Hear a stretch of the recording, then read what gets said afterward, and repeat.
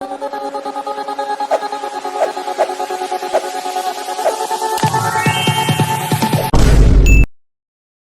Hello welcome back to our channel. நான் உங்க PK வந்தாச்சு. அதான் welcome to great Kirikalan magic. அது நேத்து வந்துட்டு பார்த்தோம்னா தமிழ்நாட்டுல அரசியல் நகர்வுகள்ல ரொம்ப முக்கியமான ஒரு 2 விஷயம் நடந்திருக்கு அப்படின்னு தான் சொல்லணும்.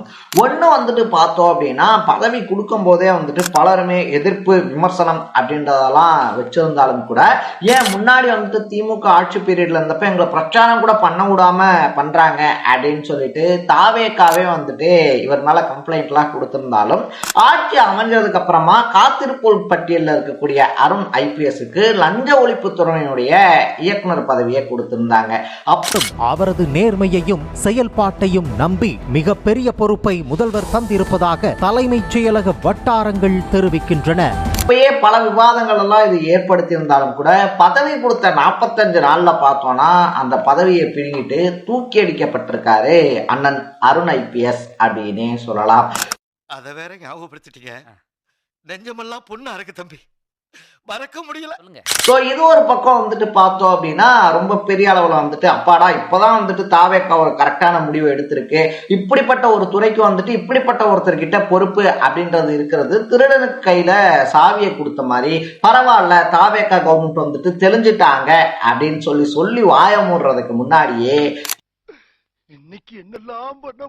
பாடநூல் கழகத்தினுடைய தலைவரா அண்ணன் லயோலாமணிக்கு அரசாணை வழங்கப்பட்டிருக்கு அப்படின்னு தான் சொல்லணும். படங்கள்ல சில வரிகளை சொல்லுவாரு, இங்கிலீஷ் பீஸ் வேணாண்டி, இந்தி திணிப்பு வேணாண்டி, கரகாட்டம் ஆடிக்கிட்டு தமிழில் பாடேண்டி, இந்தி திணிப்பு. அதுல இது ரெண்டுமே வந்துட்டு பார்த்தோம் அப்படின்னா, ஒரு பக்கத்துல ரொம்ப பெரிய ஆதரவையும் ஒரு பக்கத்துல ரொம்ப பெரிய எதிர்ப்பையும் சந்திச்சுக்கிட்டு இருக்கக்கூடிய விஷயமா மாறி இருக்கு.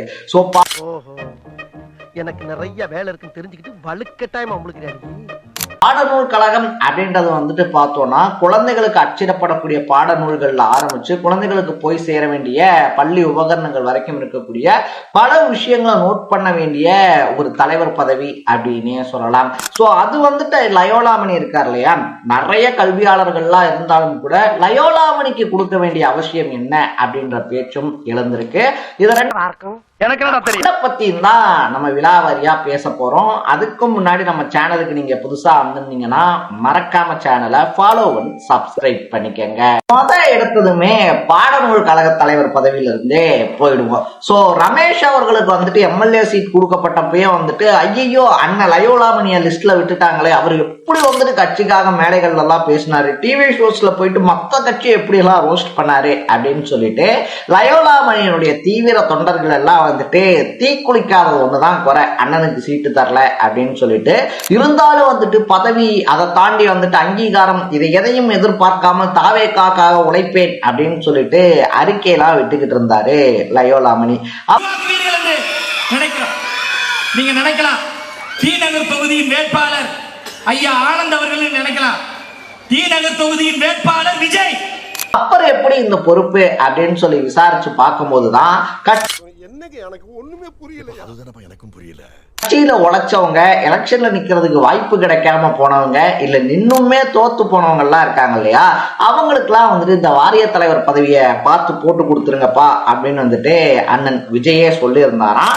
அதனால வந்துட்டு பார்த்தோம்னா இந்த வாய்ப்பை சரியா பயன்படுத்திக்கிட்ட லயோலாமணி இருக்கார் இல்லையா, இந்த மாதிரி வந்து கட்சிக்காக எல்லாம் உழைச்சனாலும் எனக்கு சீட்டு கிடைக்கல, நீங்க பார்த்து என்ன பண்ணுவீங்களோ பண்ணுங்க அப்படின்னு சொல்லி ராஜ்மோகன் இருக்கார் இல்லையா, சோ ராஜ்மோகனும் வந்துட்டு பேச்சாளர், ரமேஷ் அவர்களும் பேச்சாளர், அதை தாண்டி வந்துட்டு பார்த்தோம்னா அண்ணா லயோலாமணியும் பேச்சாளர் அப்படின்றதுனால அந்த பாண்டிங்கை வச்சு காத கீத கடிச்சு வந்துட்டு பாடநூல் கழக தலைவர் பதவி அப்படின்றத வாங்கிட்டாரு. பாசத்திற்குரிய அண்ணன் ராஜ்மோகன் அவர்களுக்கு மனப்பூர்வமான நன்றியை தெரிவித்துக் கொள்கிறேன்.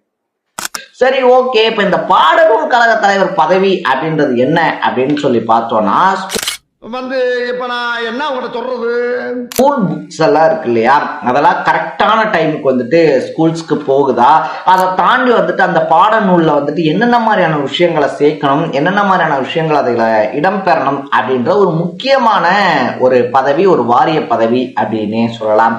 இதுக்கு முன்னாடி யார் இருந்தாங்க அப்படின்னு சொல்லி பார்க்கும்போது ஐயா லியோனி இருந்தாரு.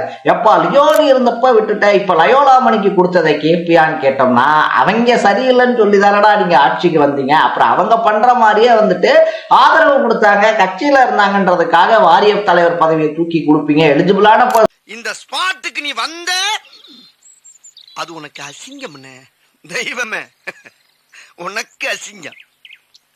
எல்லாம் விட்டுட்டு பாடநூல் கழகம் மாதிரி இருக்கக்கூடிய ஒரு வாரியத்துக்கு கட்சி மேடைகள்ல பேசுற பேச்சாளருக்கு வாய்ப்பு கொடுப்போம் அப்படின்னு சொன்னா அதை எந்த மாதிரி எடுத்துக்கிறது அப்படின்னு சொல்லிட்டு தான் தெரியல. சோ இந்த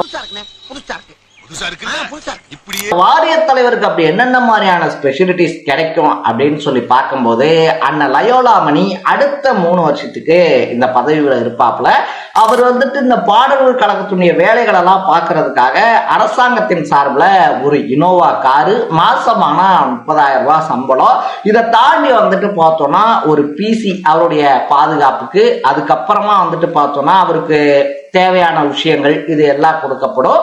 ஒரு என்னது கவர்மெண்ட் வேலை கிடைச்சிருக்கா? ஆமா எனக்கா? உனக்கு தான். ஐயோ ஐயோ நான் என்ன செய்வேன், யார்கிட்ட போய் சொல்லுவேன்? ராமா ஐயா அப்படி அசிஸ்டன்ட்டும் வந்துட்டு அவருக்கு கொடுக்கப்படுவாரு அப்படின்னு தான் சொல்லணும். ஸோ ஓவராலா வந்துட்டு பார்த்தோம்னா எம்எல்ஏ சீட் கிடைக்காத ஏக்கத்துல இருந்த அண்ணன் லயோலாமணிக்கு வாரிய தலைவர் பதவியை கொடுத்து அழகு பார்த்து அமைதிப்படுத்தி இருக்காரு அண்ணன் விஜய். நான் அடிச்ச மணி கடவுளுக்கு கேட்டு சொல்லியோ கவர்மெண்ட்டுக்கு கேட்டுருச்சு. அடி சாம்பார் அப்பாயின்மெண்ட் ஆட. அப்படியே இந்த பக்கம் திரும்பி பார்த்தோம் அப்படின்னா பிரச்சார டைம் எல்லாம் வந்துட்டு பார்த்தா சோனு மலை, இந்த பக்கம் பார்த்தா சோனு மலை. திமுகக்காக ஆதரவா செயல்படுறாரு. இவர் வந்துட்டு போலீஸ்ல இருக்கவே தகுதி கிடையாது, கரூர் சம்பவம் மாதிரியே இன்னொரு சம்பவத்தை நடத்த திட்டமிடுறாரு அப்படின்னு சொல்லிட்டு பல குற்றச்சாட்டை கொதிக்க அருண் ஐபிஎஸ் மேல வச்சிருந்தாரு அண்ணன் ஆதவர்ஜுனா. அருண் ஐபிஎஸ் பணியிட மாற்றம் மட்டும் அனைத்து தரப்பினரையும் வாய்ப்பிழக்க வைத்திருக்கிறது. இதனால தேர்தல் ஆணையமே வந்துட்டு பார்த்தோம் அப்படின்னா சரி ஓகே அவ்வளவு கொடூரமானவர் அவரு, வாங்க பாத்துக்கலாம் அப்படின்னு சொல்லிட்டு கட்டாய காத்திருப்போர் பட்டியலுக்கு வந்துட்டு அருண் ஐபிஎஸ் மாத்துறாங்க. பொதுவாவே வந்துட்டு பார்த்தோம்னா ஒரு புதிய கவர்மெண்ட் மாறுது, இல்ல கவர்மெண்ட் வந்துட்டு சேஞ்ச் ஆகுது அப்படின்னு சொல்லி வச்சுக்கோங்களேன். முந்தின கவர்மெண்ட்ல இருந்த பவர்ஃபுல்லான பிளேசஸ்ல இருந்தவங்க எல்லாம் வந்துட்டு தனக்கு வேண்டியவங்களை வச்சு ரிப்ளேஸ் பண்ணுவாங்க. ஆனா காத்திருப்போர் பட்டியல இருந்த அருண் ஐபிஎஸ் வாலண்டியரா வா வா வான்னு இழுத்து அவர்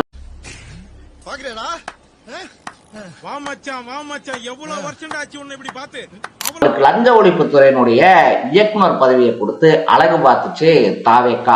அப்படி முரண்பட்டாலும் அவரது நேர்மையையும் செயல்பாட்டையும் நம்பி மிகப்பெரிய பொறுப்பை முதல்வர் தந்திருப்பதாக தலைமைச் செயலக வட்டாரங்கள் தெரிவிக்கின்றன. இப்பயே பலருமே வந்துட்டு பார்த்தோம்னா என்னடா இது, நீங்க ஓட்டு கேட்க போறப்ப ஓட்டே கேட்க விட மாட்டேன்ட்டாரு, கட்ட பஞ்சாயத்து பண்றாருன்னு குற்றச்சாட்டு வச்சவருக்கு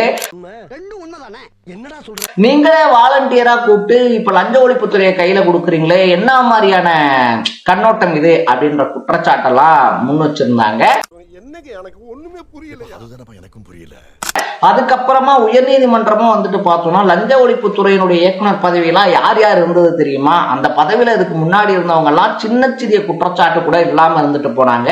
சோ அப்படிப்பட்ட ஒரு பதவியை கொடுக்கும் போது தமிழ்நாடு அரசாங்கம் யோசிக்க வேணாமா அப்படின்னு சொல்லலாம் நறுக்குன்னு கொட்டு வச்சிருந்தாங்க. ஆனா இப்ப மாத்துனதுக்கு காரணம் அதெல்லாம் கிடையாதான். அண்ணா இது என்ன பிரமாதம், இதை விட பெசலைட் ஒண்ணு இருக்கு. ஏவா வேலு இருக்கார் இல்லையா, ஏவா வேலு வீட்டுல நடந்த ரைடு பத்தின விஷயங்கள், KN நேரு வீட்டுல நடந்த ரைடு பத்தின விஷயங்கள்லாம் தலைவர் கசிய விட்டுருக்காரு அப்படின்னு சொல்றாங்க. இதனால காண்டான சிஎம் அவரை தூக்கி வந்துட்டு பயிற்சி ஸ்கூலினுடைய துணை இயக்குனரா போட்டுட்டு அக்கா IAS IPS அதிகாரிகள் உட்பட பல்வேறு பிரிவு அதிகாரிகள் அதிரடியாக இடமாற்றம் செய்யப்பட்டனர். மகேஸ்வரியவே நீங்களே லஞ்ச ஒழிப்புத்துறையினுடைய டைரக்டரா இருந்துக்கங்க அப்படின்னு சொல்லி அதிரடியான அறிவிப்பை வெளியிட்டிருக்காரு. இந்த 2 விஷயத்தையும் நீங்க எப்படி பாக்குறீங்க அப்படின்றத கமெண்ட் பண்ணிட்டு மறக்காம சேனலை ஃபாலோ அண்ட் சப்ஸ்கிரைப் பண்ணிக்கங்க. நாளைக்கு இதே மாதிரி இன்னொரு இன்ட்ரெஸ்டிங்கான வீடியோவோட சந்திக்கலாம். Tata bye by. மட்டமாமே